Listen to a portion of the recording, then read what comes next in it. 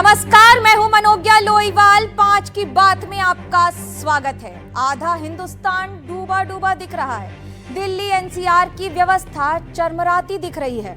Monsoon में ऐसी मार पड़ी कि चारों तरफ बस पानी पानी दिख रहा है।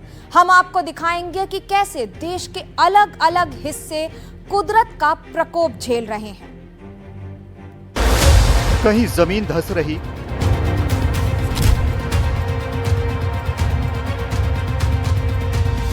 कहीं पहाड़ दरक रहे,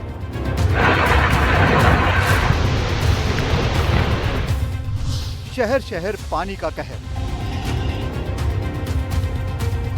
पानी बरसा, सिस्टम चरमराया।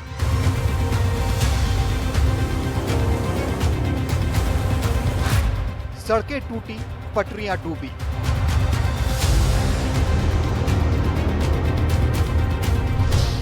बरसता आसमान, डूबा डूबा आधा हिंदुस्तान।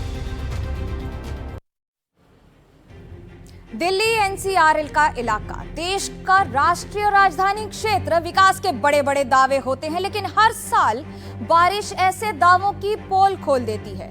पर मजाल है कोई बदलाव हो जाए। हाल की बारिश ने एक बार फिर ये साबित कर दिया कि राजधानी और आसपास के इलाकों में बुनियादी सुविधाएं कितनी कमजोर हैं। देखिए ये रिपोर्ट।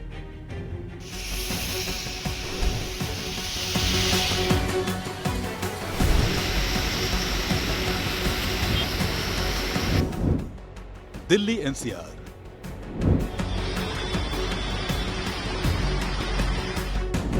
करोड़ों लोगों का आशियाना।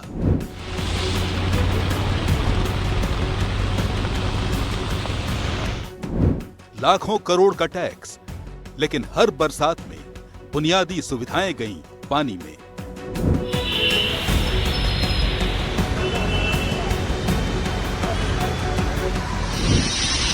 दिल्ली एनसीआर में हर बारिश प्रशासन की पोल खोल कर जाती है। देर रात से सुबह तक रुक रुक कर हुई बारिश से रफ्तार पर ब्रेक लग गया। दिल्ली से ग्रेटर नोएडा जाने वाला एक्सप्रेसवे स्लो वे बन गया। घरों से दफ्तर के लिए निकले लोग घंटों जाम में फंसे रहे।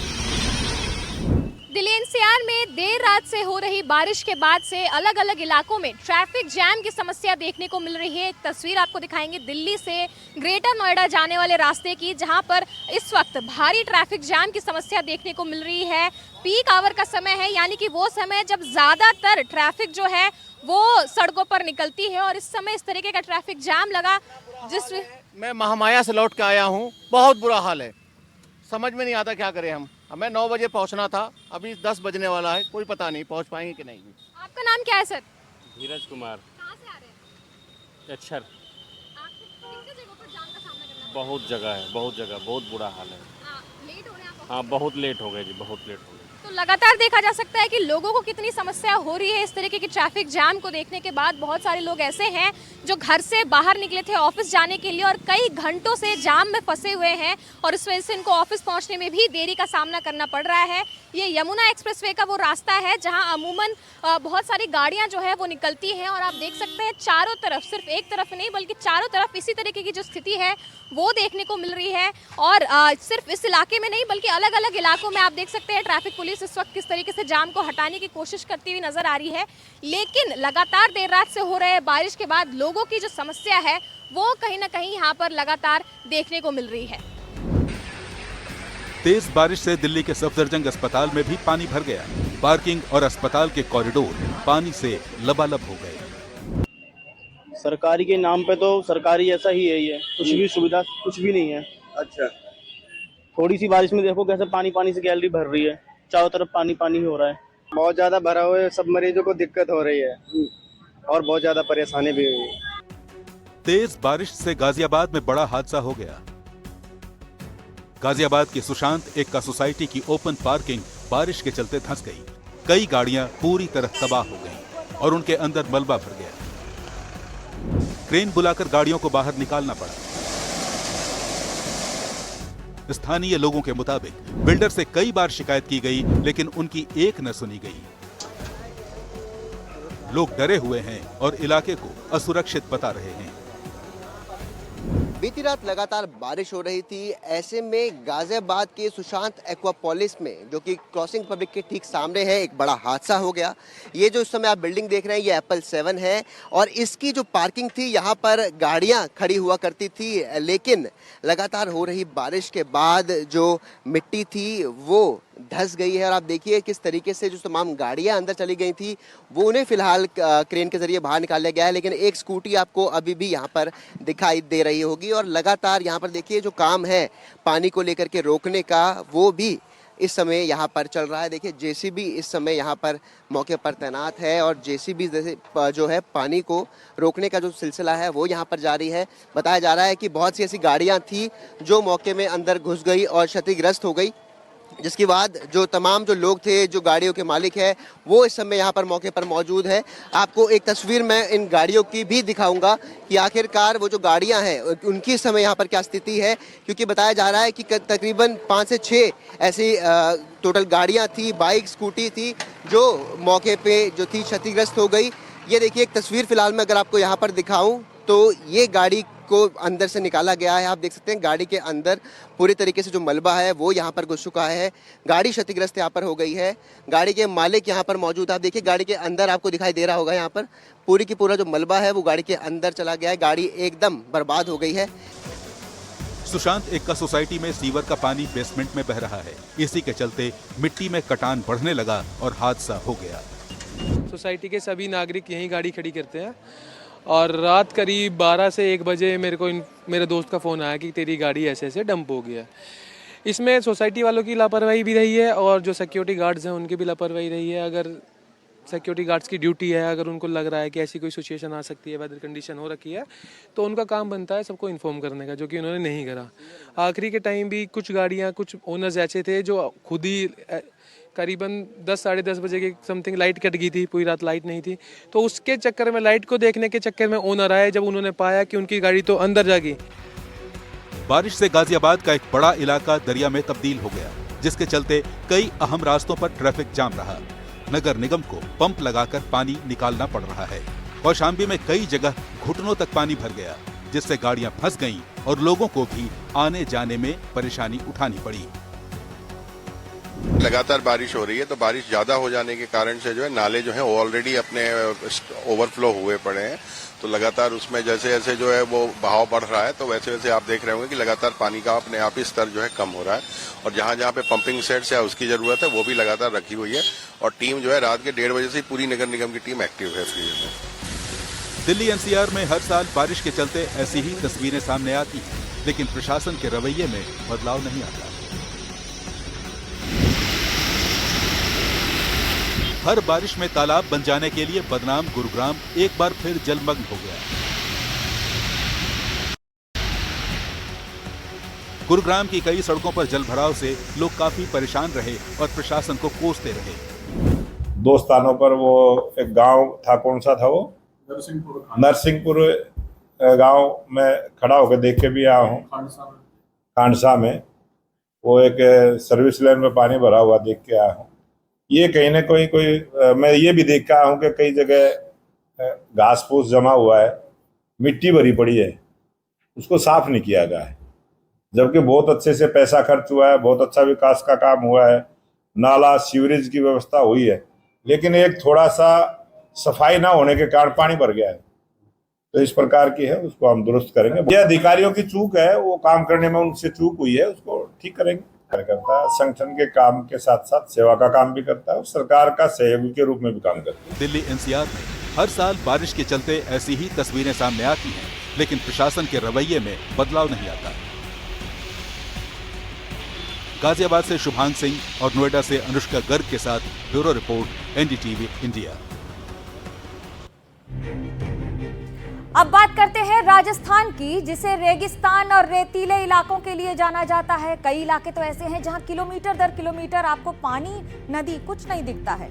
लेकिन इस बार मॉनसून में हालात ऐसे हो गए हैं कि कई इलाकों में तो जमकर पानी बरस रहा है और बारिश भी इतनी हुई है कि हालात बिगड़ते चले जा रहे हैं। कई जगह हालात कितने बिगड़े हैं ये तस्वीरें आपको दिखाते हैं, देखिए ये रिपोर्ट।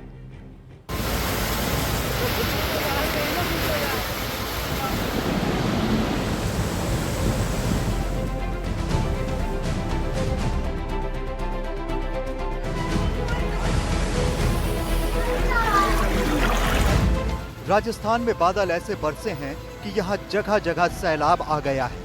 सड़कें दिख नहीं रही हैं। जहाँ पानी की एक बूंद नहीं दिखती थी, वहाँ तालाब दिख रहे हैं। शहर हो या गांव, हर जगह यही हालात हैं। आपको एक एक कर दिखाते हैं कि बारिश के चलते कैसा हो गया है राजस्थान। सीकर जिले में गुरुवार सुबह से हुई तेज बारिश ने जनजीवन अस्त व्यस्त कर दिया। कई इलाकों में भारी बारिश के कारण सड़कों पर 4 से 5 फीट तक पानी भर गया। फतेहपुर बस स्टैंड पर खड़ी दिल्ली जा रही रोडवेज बस भी पानी में फंस गई। आप देख सकते हैं कि बस के पहिए भी नहीं दिख रहे। बस में सवार यात्रियों को करीब 2 घंटे की कड़ी मशक्कत के बाद सुरक्षित बाहर निकाला गया। इसके लिए जेसीबी की मदद लेनी पड़ी। जेसीबी के पहिए पानी में किस कदर डूबे हुए हैं, उससे ही आप अंदाजा लगा सकते हैं कि अगर कोई यहाँ गिर गया तो उसका क्या हाल हो सकता है। सीकर जिले में भी पिछले 2 दिनों से लगातार रुक रुक कर बारिश का दौर जारी है, जिसके चलते नीम का थाना, खंडेला, श्री माधोपुर सहित कई ऐसे इलाके हैं जहां पर नदी और नाले भी उफान पर आ चुके हैं।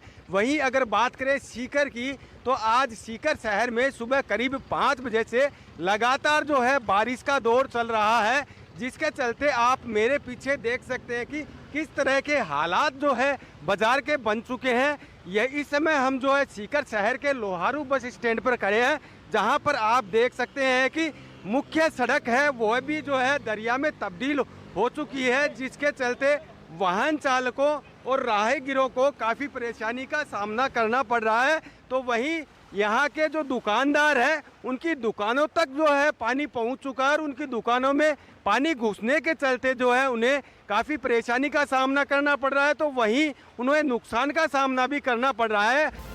टोंक जिले में इस मानसून में अब तक 770 mm से ज्यादा बारिश हो चुकी है, जो कि जिले की औसत बरसात से 100% से भी ज्यादा है।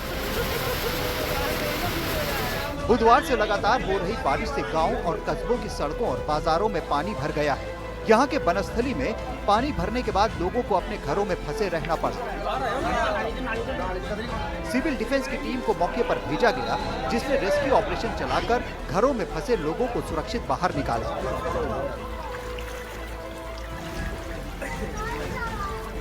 लगातार बारिश के चलते टोंक जिले की ज्यादातर नदियां, नाले, तालाब और बांध ओवरफ्लो हो चुके हैं।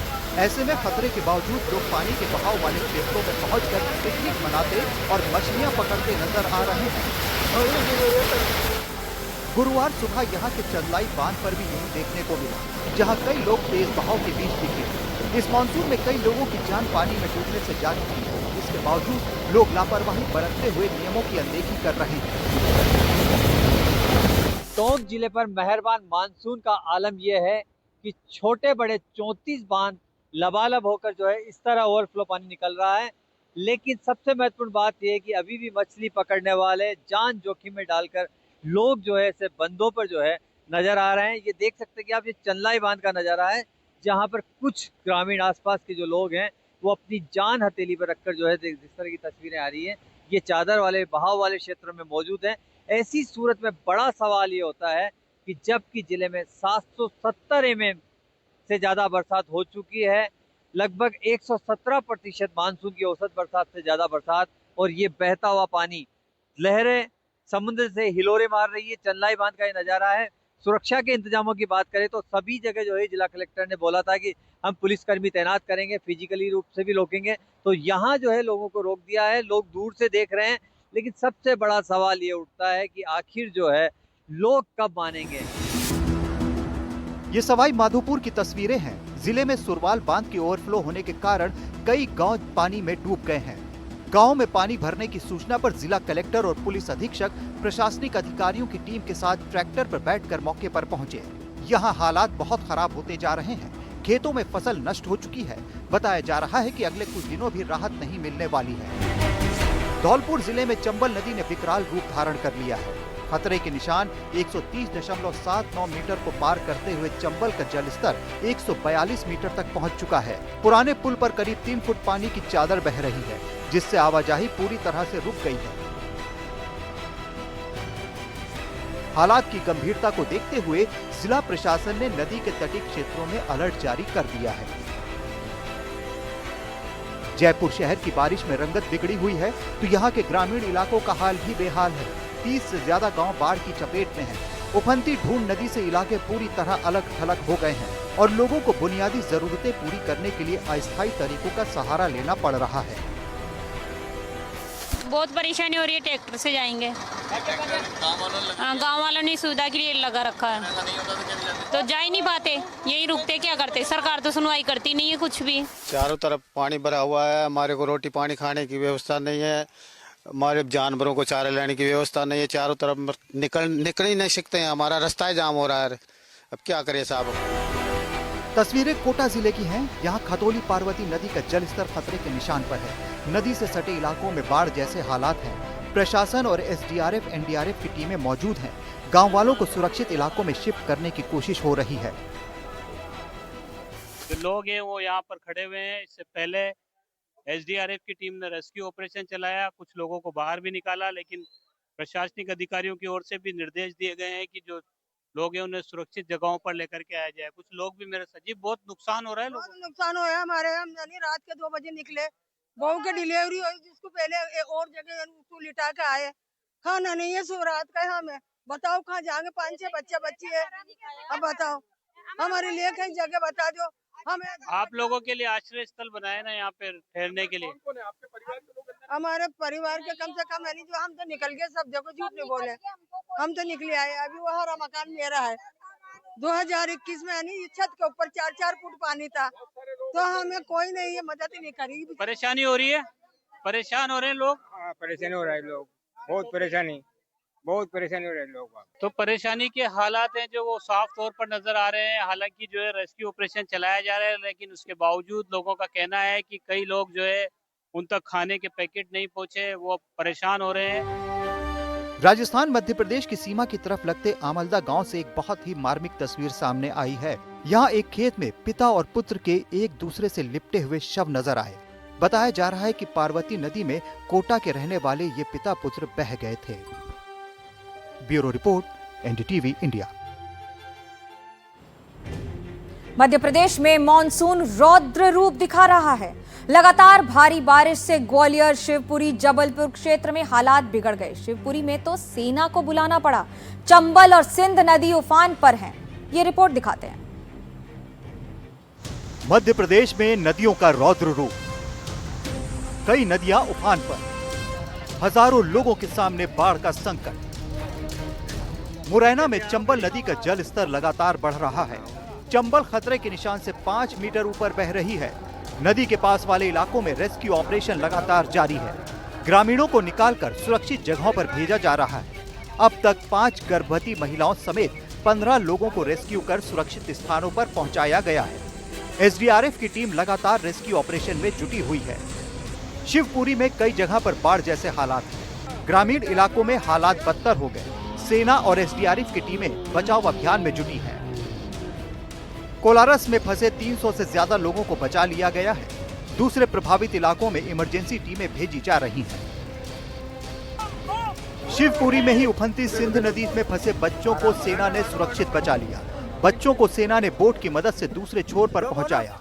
वो पिछले 36 घंटे से अपने माँ बाप से दूर थे। उन्हें आखिरकार भारतीय सेना, बच्चे इस बोट में बैठे हैं और हमारे साथ में हैं, सुरक्षित हैं, मुस्कुरा रहे हैं। और लगातार बच्चों की न केवल मॉनिटरिंग की जा रही थी, बल्कि इलाके के सरपंच के पास में उनका संरक्षण दिया गया था। और अगर हम बात करते हैं, उनके साथ में शिक्षक मौजूद थे। आप मौजूद थे बच्चों के साथ? यस सर जी।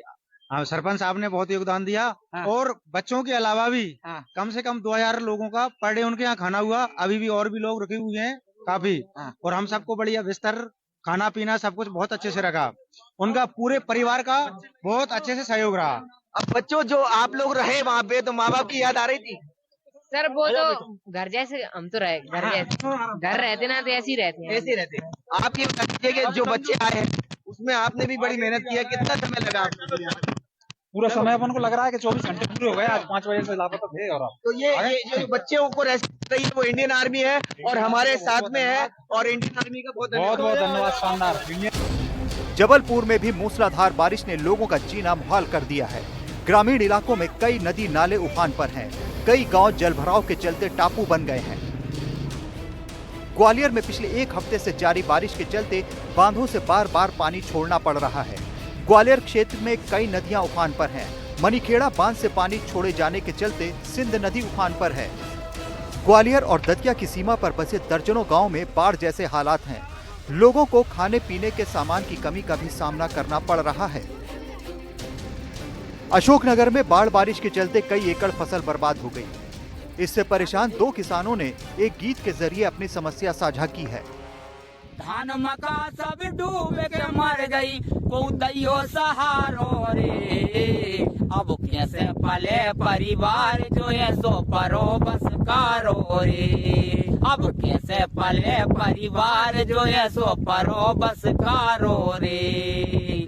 मिट गई किसानी हो गई परेशानी जाकी के द्वार। अब के द्वार जहाँ भैया मान लो सब रो तो मिट गओ, किसानी डूब गई सब।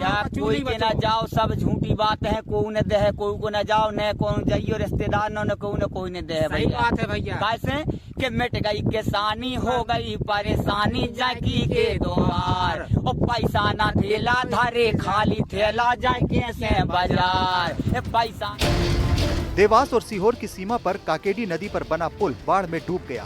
पहले तो ये पुल कई साल तक अधूरा रहा। कई साल तक शिकायत और करोड़ों की लागत से बना ये पुल बाढ़ की भेंट चढ़ गया। गांव वाले अब नाव और रस्सी के सहारे नदी पार करने को मजबूर हैं। छत्तीसगढ़ के सूरजपुर में बच्चे जान जोखिम में डालकर स्कूल जाने को मजबूर हैं। उफनते नाले को पार करना उनकी मजबूरी बन गई है। पुल न होने के चलते एक माँ भी अपने बच्चे को जानलेवा रास्ते से ले जाने पर मजबूर है। Bureau report, NDTV India.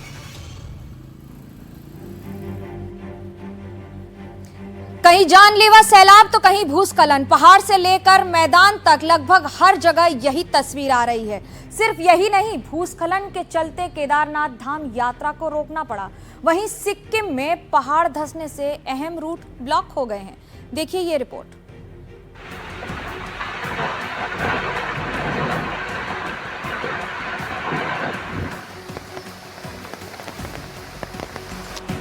पहाड़ से मैदान तक भारी बारिश, बाढ़ और भूस्खलन।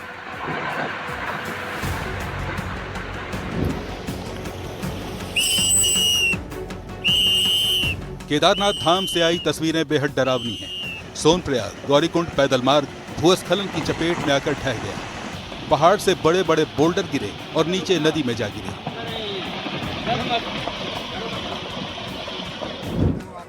मुनकटिया में भूस्खलन से पैदल आवाजाही पूरी तरह बंद हो गई। फंसे श्रद्धालुओं को एनडीआरएफ और एसडीआरएफ ने सुरक्षित बचा लिया। ये केदारनाथ यात्रा का अहम मार्ग है और इसके चलते केदारनाथ यात्रा आज भी बंद रही। यहां बिजली आपूर्ति भी 2 दिनों से ठप है। सोनप्रयाग गौरीकुंड राजमार्ग को खोलने में अभी 2 दिन का समय और लग सकता है। सोनप्रयाग पहुंच रहे श्रद्धालुओं को प्रशासन वापस भेज रहा है। केदारनाथ की यात्रा पिछले 48 घंटों से बंद है। गौरीकुंड सोनप्रयाग के बीच एक बड़ा भूस्खलन हुआ है, जिसकी वजह से श्रद्धालु ना तो पैदल मार्ग के जरिए और ना ही सड़क मार्ग के जरिए केदारनाथ दर्शन करने जा पा रहे हैं। राहत और बचाव के साथ सड़क खोलने का काम युद्ध स्तर पर है, लेकिन मलबा इतना है और लगातार गिर रहा है, जिसकी वजह से अगले 48 घंटों तक यात्रा का खुलना मुश्किल हो पा रहा है। सिक्किम में जोरदार बारिश के चलते कई जगह भूस्खलन हो रहा है। तीस्ता नदी भी उफान पर है, जिसके चलते नेशनल हाईवे नंबर 10 ब्लॉक हो गया है। नेशनल हाईवे नंबर 10 सिक्किम और उत्तर बंगाल को जोड़ने वाली अहम सड़क है। इसके ब्लॉक होने से आवाजाही में रुकावट पैदा हो रही है। 2 महीना हो गया यहाँ पर लगने के लिए, लेकिन ये पहाड़ गिर रहा है। खाली कभी कभी 2 गाड़ी स्पीड चलता है, कभी 1 गाड़ी भी मुश्किल होता है। पहाड़ गिरते रहता है यहाँ का। हाँ, ये पहाड़ बनाने के लिए आदमी आया था, लेकिन अभी पहाड़ गिर गया, इसलिए सब आदमी को छुट्टी कर दिया। बहुत गाड़ी को चोट लग गया, गाड़ी को भी चोट लग गया। हाँ, अभी गिर रहा है, अभी तक गिर रहा है पहाड़। ये एनएस10 रोज हम लोग रोज वो करता है, चलता है। बहुत प्रॉब्लम है। थोड़ा एनएस10 का थोड़ा वो करना चाहिए, रोड बनाना चाहिए। वो हाईवे ये सिक्किम जाने वाला एक ही हाईवे है, यही अच्छा नहीं है। 3-4 घंटा जाम में बैठना पड़ता है, तभी नहीं होता है। कभी कभी तो पूरा रात भर रहना पड़ता है। सिक्किम में सिंगताम दिक्चू मार्ग समेत दूसरे कई इलाके भी ब्लॉक हैं। कोकाले, बुर्तुक और चुजाचेन में सड़कों और पुलों को भारी नुकसान पहुंचा है, जिससे जरूरी सामान की आपूर्ति में भी बहुत मुश्किल हो रही है। Bureau report, NDTV.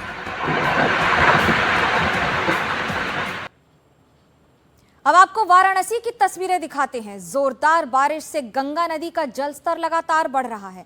80 घाट लगभग पूरा पानी में डूब चुका है। सिर्फ ऊपर वाला प्लेटफॉर्म बचा हुआ है। घाट पर होने वाली सारी सांस्कृतिक गतिविधियां, योग और गंगा आरती सब बंद हो चुके हैं। गंगा नदी के बढ़ते जलस्तर के चलते प्रशासन ने पहले से ही नावों के संचालन पर रोक लगा दी थी, जिसके चलते नाविकों के लिए रोजमर्रा का खर्च निकालना भी मुश्किल हो गया है। वाराणसी में श्रावण के महीने में लाखों श्रद्धालु आते हैं जो बाबा के दर्शन करने के लिए जाते हैं। काशी विश्वनाथ में दर्शन करना हो या फिर श्रावण महीने में डुबकी लगाना हो, कई सारी धार्मिक गतिविधियां रहती हैं, जिसकी वजह से इस समय यहाँ आने वाले लोगों की भीड़ भी बहुत होती है। हालांकि वहीं दूसरी ओर इस भीड़ के चलते ही इस समय महत्वपूर्ण ये हो गया है कि नियमावली बढ़ा दी गई है, घाटों पर आवाजाही रोक दी गई है और नावों और नाविकों के लिए विशेष इंस्ट्रक्शंस दिए गए हैं।